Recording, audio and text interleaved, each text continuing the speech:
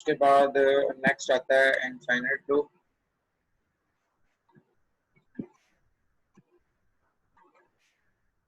और इसको हमने पढ़ा था, इनफाइनाइट लूप को डिस्कस किया था व्हाइल लूप के अंदर।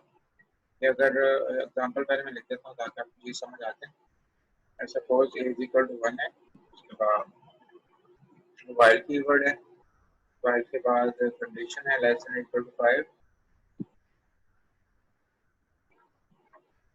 बॉडी स्टार्ट है, प्रिंट एफ है,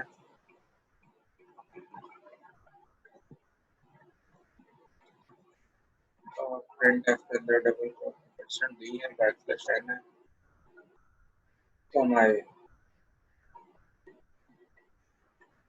और प्लस प्लस आप लिखना भूल जाते हैं यहाँ पे। तो अब देखें ए इज इक्वल टू 1 है, 1 छोटा है 5 से, कंडीशन ट्रू है, आके प्रिंट कर देगा 1, अगेन ऊपर जाएगा, फिर 1 प्रिंट कर देगा, फिर 1 प्रिंट कर देगा। ये लूप हमेशा चलती रहेगी। तो ऐसी लूप जिसका कोई भी एंड पॉइंट नहीं होगा, that is called infinite.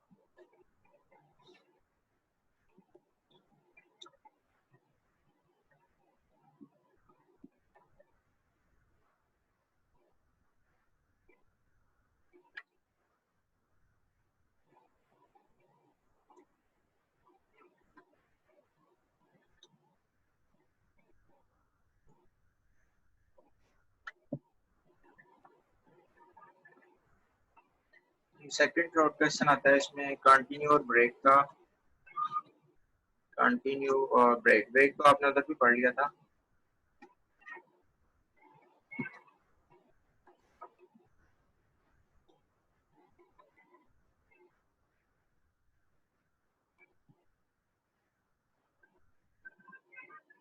Continuous statement क्या होती है? जो लूप के स्टार्ट पे कंट्रोल को मुंतकिल कर देती है और ब्रेक जो बॉडी से एग्जिट करती है। दोनों की एग्जांपल देखें पहले, उसके बाद हम इसको डिफाइन करते हैं। लूप की बॉडी में आप इसको इस्तेमाल कर लेंगे। सपोज कर लें फॉर लूप है हमारे पास, a इज इक्वल टू 1 है, a लेस देन और इक्वल टू 5 है और a प्लस प्लस है। That is the structure of for loop.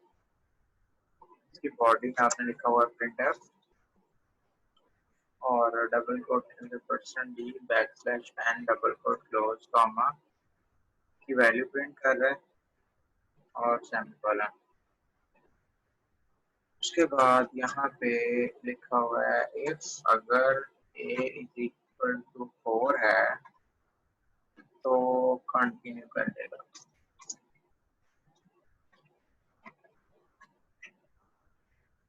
Otherwise print F हो जाएगा। अब इस कोड को समझने के लिए हमें सबसे पहले एक वेरिएबल डिक्लेयर किया हमने। सपोज उस वेरिएबल का नाम a है, उसको मेमोरी में स्पेस मिल गई। उसके बाद counter variable for loop a में क्या स्टोर कर रही है? 1। स्टार्टिंग वैल्यू 1 आ गई। उसके बाद कंडीशन यहाँ पे आ जाएगी, कंडीशन को चेक किया जाएगा। अगर कंडीशन ट्रू है तो ये लूप की बॉडी है सारी ना, इसको एग्जीक्यूट किया जाएगा।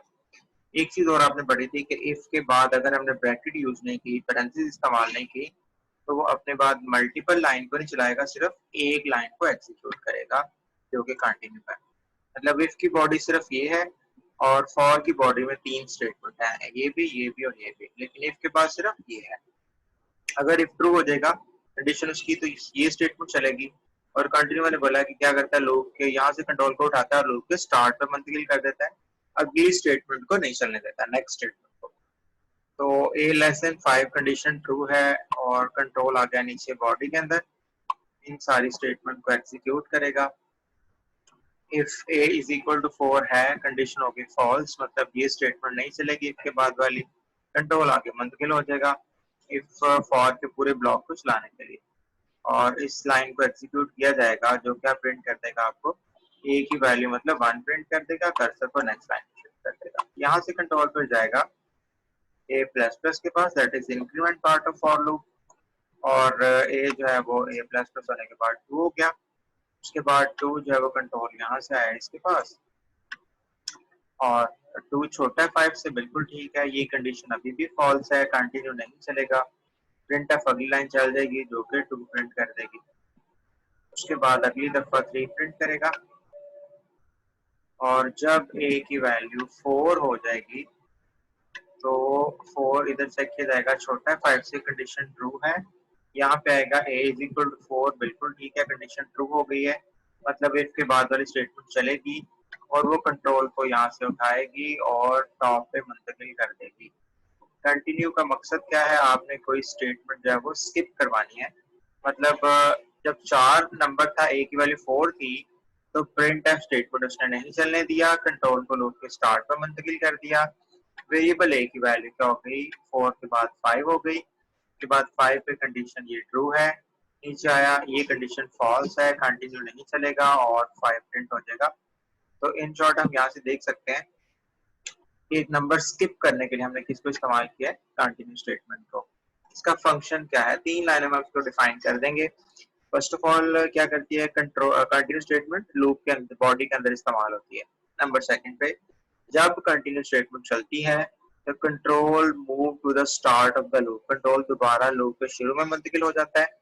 और नंबर थर्ड पे द रिमेनिंग स्टेटमेंट्स, उसके बाद आने वाले जितनी भी स्टेटमेंट्स हैं इन द करंट आइटरेशन, उस वक्त जब ये कंटिन्यू चलता है बाकी मदर स्टेटमेंट एग्जीक्यूट नहीं होती। जी definition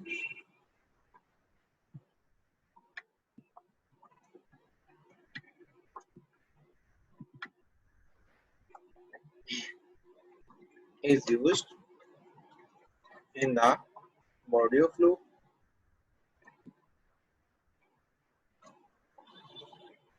or loop when this statement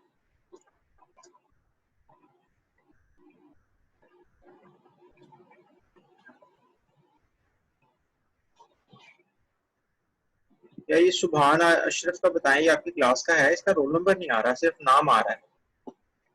message करके प्लीज बताएं मुझे कि सुभान अशरफ आपकी क्लास में है कि बीएस का स्टूडेंट है ये।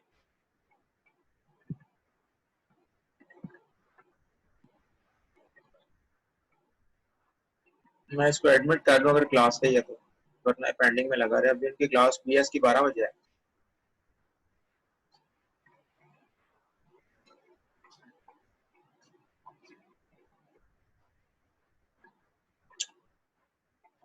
जी, is used in the body of loop, continuous statement used in the body loop की बॉडी में इस्तेमाल किया जाएगा when the statement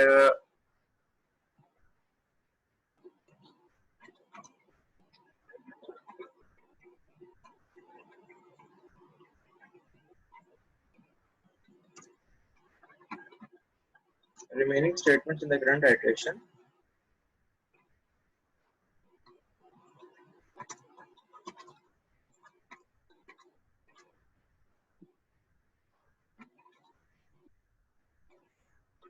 is not executed। जब कंटिन्यू चलेगा तो उसके बाकी मतलब स्टेटमेंट नहीं चलेंगे। are not executed।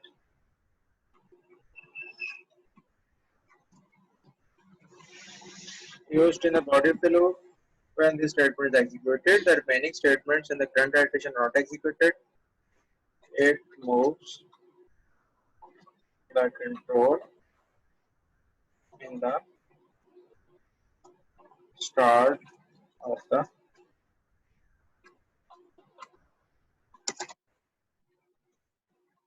कंट्रोल को लूप के स्टार्ट में मुंतकिल कर देता है। ठीक है,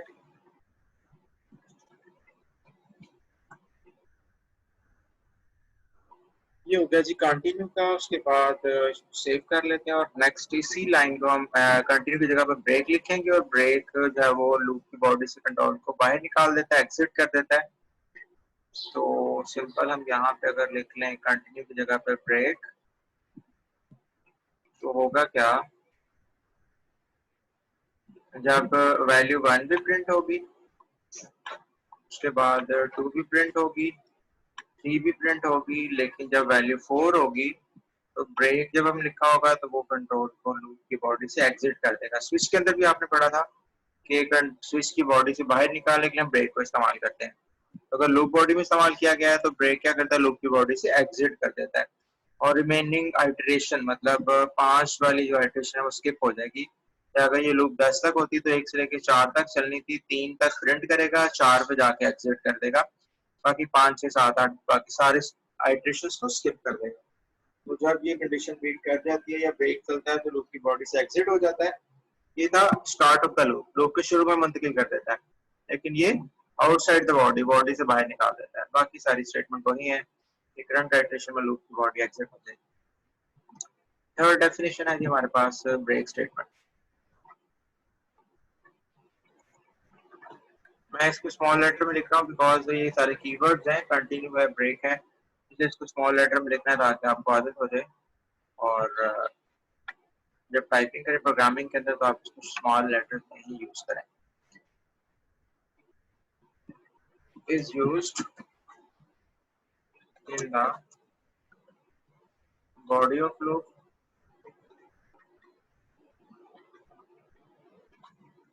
when this statement is executed, the remaining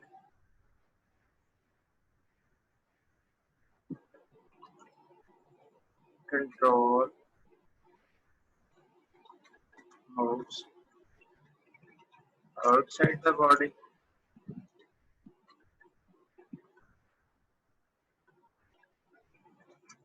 and the remaining iterations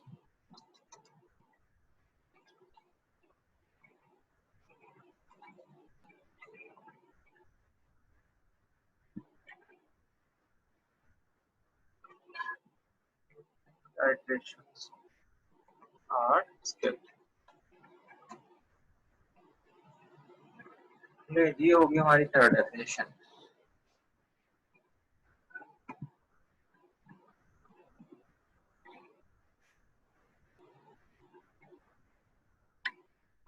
यहाँ पे अगर हम कंटिन्यू की जगह पे ब्रेक यूज करेंगे तो फिर आउटपुट 1 2 3 आएगी।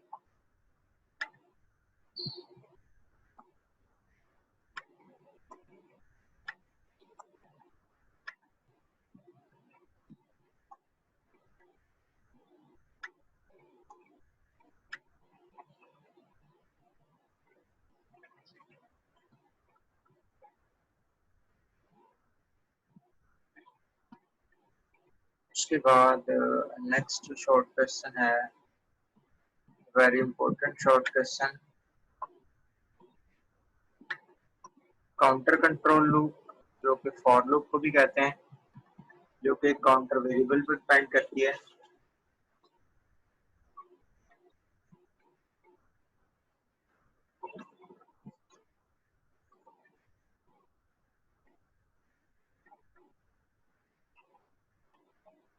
Depends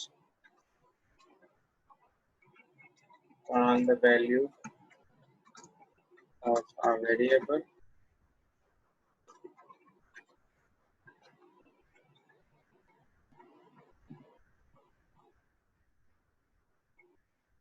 each time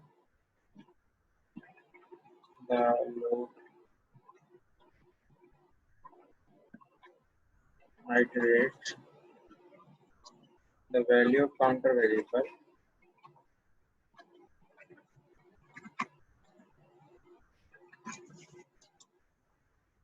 incremented or decremented.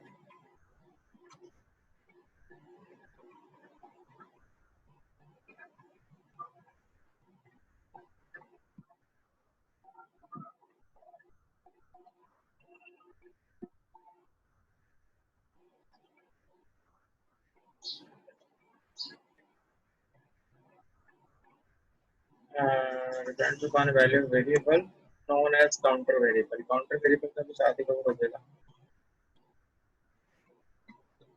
as counter variable.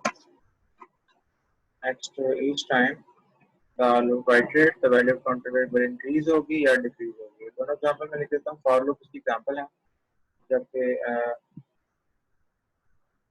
Suppose कर लें आपने फॉर लिखा और a यहाँ पे इस्तेमाल किया, a इज इक्वल टू 1, उसके बाद a लेस देन और इक्वल टू 5 और a प्लस प्लस।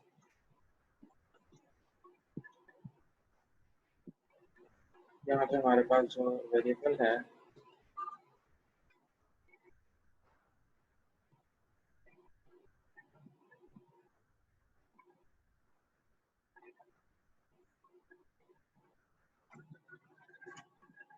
यहाँ पे इंक्रीमेंट हो रही है हर दफा वैल्यू, और अगर हम इसका पैटर्न चेंज करते हैं, ये greater than less than equal to है और 5 तक चली जाएगी, ठीक है। उसके बाद अगर हम यूज कर लेते हैं इसको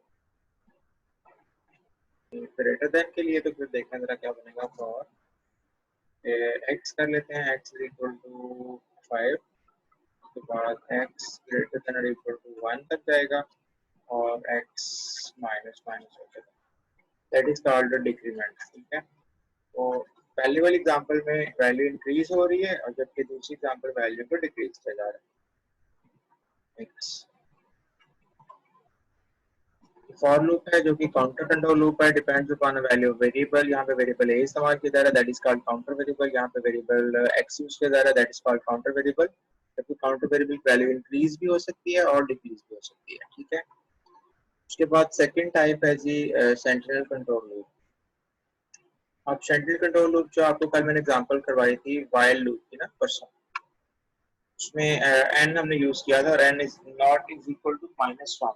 तो -1 वहाँ पे हमने स्पेशल वैल्यू इस्तेमाल की थी कंडीशन को टर्मिनेट करने के लिए, आपने फाइनल वैल्यू इस्तेमाल करने के लिए।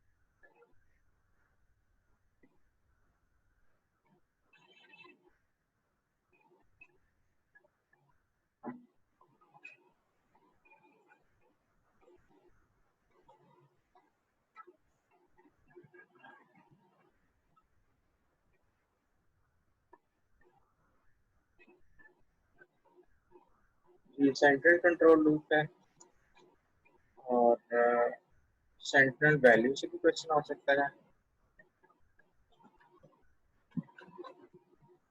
और तीसरे नंबर पे कंडीशनल लूप भी कहते हैं व्हाइल लूप को।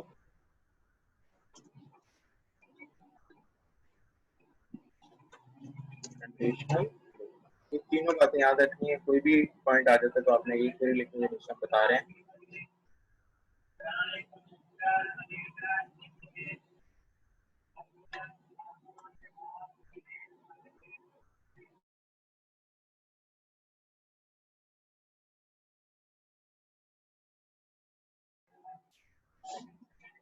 हाँ जी, यहाँ पे ऐसे लूप जो किसी स्पेशल वैल्यू पर डिपेंड करती है that is called central control loop, और स्पेशल वैल्यू को सेंट्रल वैल्यू बोला जाता है। और जब स्पेशल वैल्यू एंटर करेंगे या वो वैल्यू मीट होगी या इनकाउंटर होगी तो वो लूप खत्म होगी, अदरवाइज वो लूप काम करती है।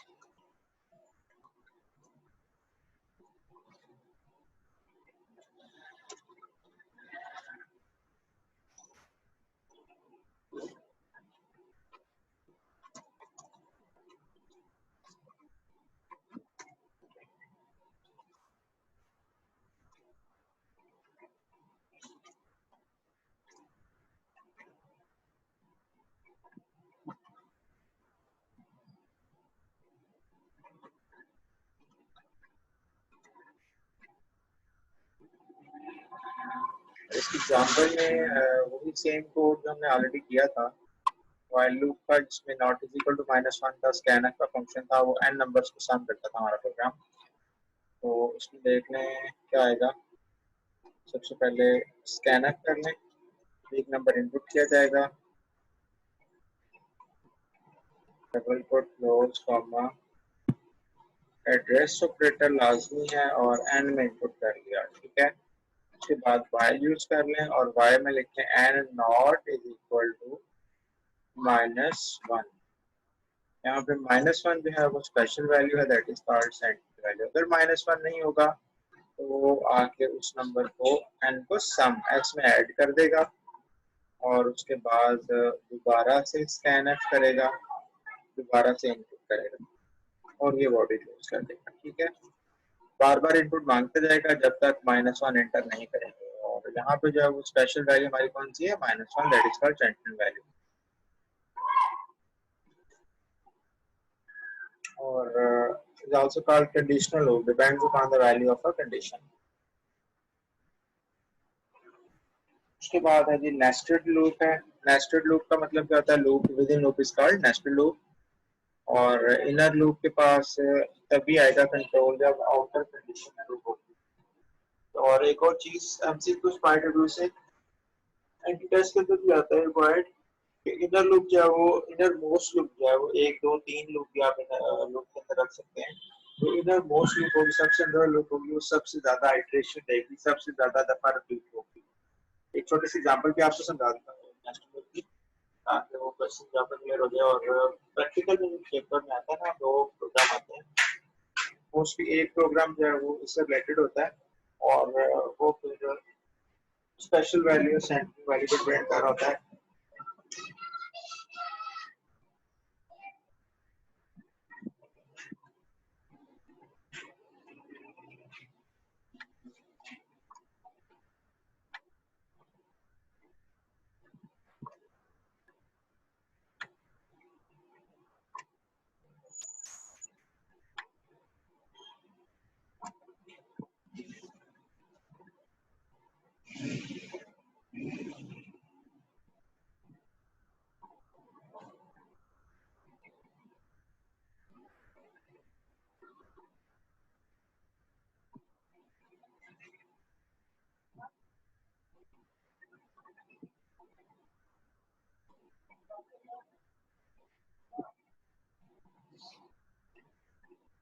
जी लास्ट शॉर्ट क्वेश्चन हमारा नेस्टेड लूप का।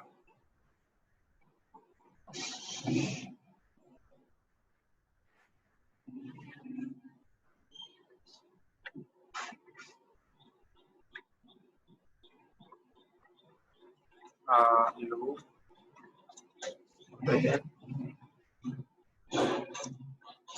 Loop start nested loop nested loop the inner loop is executed completely with each change in the value of counter variable of outer loop। In point को समझने के लिए थोड़ा सा example की तरफ जाना है। तो नेस्टेड लूप में क्या होता है? Loop with in loop star nested loop. ये लाइन तो सिंपल है। Nested loop inner loop is executed completely. अंदर वाली लूप अपनी आइटरेशन को कंप्लीट करेगी with each change in the value of counter variable. अब दो लूप हम इस्तेमाल कर रहे हैं, एक आउटर लूप है बाहर वाली और एक अंदर वाली लूप है। बाहर वाली लूप एक वैल्यू भेजेगी, सेंड करेगी, तो उतनी दफा अंदर वाली लूप एग्जीक्यूट कर दी जाएगी। दोबारा से, inner loop executed completely. Inner loop कितनी दफा चलेगी? विद ईच चेंज, हर दफा जो चेंज होके वैल्यू आएगी in the value of counter variable of outer loop. Outer loop का काउंटर वेरिएबल जो वैल्यू सेंड करेगा, भेजेगा, उतनी दफा इनर लूप एग्जीक्यूट कर दी जाएगी। इसको समझने के लिए छोटी सी एग्जांपल तो सेव करें, नेक्स्ट पेज पे आते हैं। जी फॉर, उसके बाद a इज इक्वल टू 1, उसके बाद a लेस देन और इक्वल टू 5 और a प्लस प्लस। इसी तरह for b is equal to 1, उसके बाद b लेस देन और इक्वल टू a और b plus plus. Third body printer double quote close %d \t double quote close comma value of p। उसके बाद inner की body close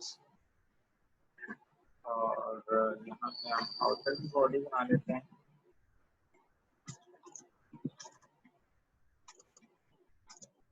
ये inner की body है। उसके बाद जब इनर लूप खत्म हो जाएगी तो प्रिंट एफ लाइन को चेंज करेगा \n double quote close comma semicolon और ये आउटर की बॉडी क्लोज। अब यहाँ पे ये जो लूप है that is called outer loop. और ये जो लूप है that is called inner loop. और काउंटर वेरिएबल ए जो है वो आउटर लूप का काउंटर वेरिएबल है, वो यहाँ पे वैल्यू सेंड कर रहा है। ये पहली दफा ए की वैल्यू क्या आएगी 1, पहली दफा ए की वैल्यू 1 आएगी। इनर लूप कितने दफा चलेगी, बी की वैल्यू 1 से लेके 1 तक एक दफा चलेगी। अगली दफा इंक्रीमेंट होके ए की वैल्यू 2 आएगी, तो अंदर वाली लूप कितने दफा चलेगी, 1 से लेके 2 तक चलेगी, मतलब 2 टाइम्स चलेगी इनर लूप। उसके बाद ए की वैल्यू 3 आएगी, तो अंदर वाली लूप 1 से लेके 3 तक मतलब 3 टाइम्स चलेगी। तो डेफिनेशन के अकॉर्डिंग जो हमने लिखी अभी कि inner loop is executed completely, inner loop execute होगी उतनी दफा विद ईच चेंज, हर दफा चेंज होकर वैल्यू आ रही है किसकी, value of counter variable of outer loop. Counter variable कौन सा है, ए। आउटर लूप का काउंटर वेरिएबल जो चेंज्ड वैल्यू भेजेगा उतनी दफा इनर लूप एग्जीक्यूट कर दी जाएगी। तो फर्स्ट ऑफ ऑल 1 से 1 मतलब 1 प्रिंट होगा। उसके बाद अगली दफा ये जब ये लूप खत्म हो जाएगी तो क्या आएगा, बैकस्लैश एंड नेक्स्ट लाइन पे कर्सर यहाँ पे आ जाएगा। फिर जब ऊपर से कंट्रोल इधर से इधर जाएगा और नई वैल्यू लेके आएगा जो कि ए की वैल्यू 2 होगी, तो अब क्या करेगा, ए की वैल्यू 1 सॉरी बी की वैल्यू 1 प्रिंट करेगा और फिर बी की वैल्यू टैब देके 2 प्रिंट कर देगा। फिर कर्सर नेक्स्ट लाइन पे आएगा जब ये लूप अपनी आइट्रेशन कंप्लीट कर लेगी 1 से लेके 2 तक। फिर बैकस्लैश न्यू लाइन पे लेके आएगा, फिर ऊपर से वैल्यू आएगी ए की 3, तो फिर क्या प्रिंट होगा, बी की वैल्यू 1 प्रिंट होगी, फिर बी की वैल्यू 2 प्रिंट होगी, फिर बी की वैल्यू 3 प्रिंट होगी। 3 टाइम्स लूप चलेगी। फिर ए जो है वो 4 लेके आएगा, तो क्या प्रिंट होगा, ए की वैल्यू 1 से स्टार्ट, बी की वैल्यू 1 से स्टार्ट हो रही है, फिर 2 हो जाएगी, फिर 3 हो जाएगी। और जो आउटर लूप का काउंटर वेरिएबल वैल्यू लेके आया है उतनी दफा इनर लूप एग्जीक्यूट कर दी जाएगी। और लास्ट टाइम फाइनली ये 5 लेके आएगा और उसके अकॉर्डिंगली बी 1 से लेके 5 तक चल जाएगा, मतलब 1 2 3 4 और 5 प्रिंट कर देगा। तो इस तरह का जो पैटर्न प्रिंट होता है वो नेस्टेड लूप्स होता है। और प्रैक्टिकल जो होता है सी लैंग्वेज का उसमें भी एक नेस्टेड का प्रोग्राम मोस्टली आता है। इसको समझ लेना, आपने डेफिनेशन ओके करवाई है, उसके बाद इसकी एक एक चीज की एग्जीक्यूशन मैं आपको कल करवाऊंगा। एक इतना होगा तो यहाँ पे आएगा, यहाँ से अंदर आएगा, लाइनें चलाएगा, फिर इधर आएगा, फिर ऊपर जाएंगे। ये पूरा एक टॉपिक है, इसको हम डिस्कस कर लेंगे कल, ठीक है जी।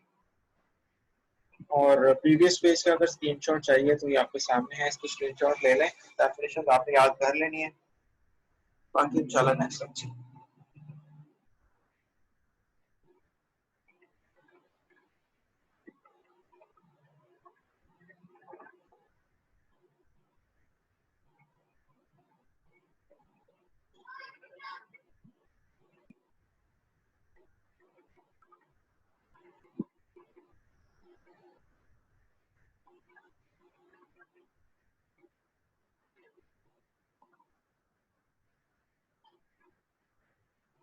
और ये प्रीवियस है पेज, इसका स्क्रीनशॉट कर लें, अभी तीन डेफिनेशन है। कल के शॉर्ट क्वेश्चन कवर हो गया, अब अनसीन आपको करवाने हैं, एक दो जो लूप से रिलेटेड अनसीन क्वेश्चन आएंगे वो। उसके बाद फाइनल चैप्टर 13 है, उसको हम एक हफ्ता लगेंगे और फंक्शन डिजाइन करना सीखेंगे और फिर डेटाबेस के साथ साथ एक दो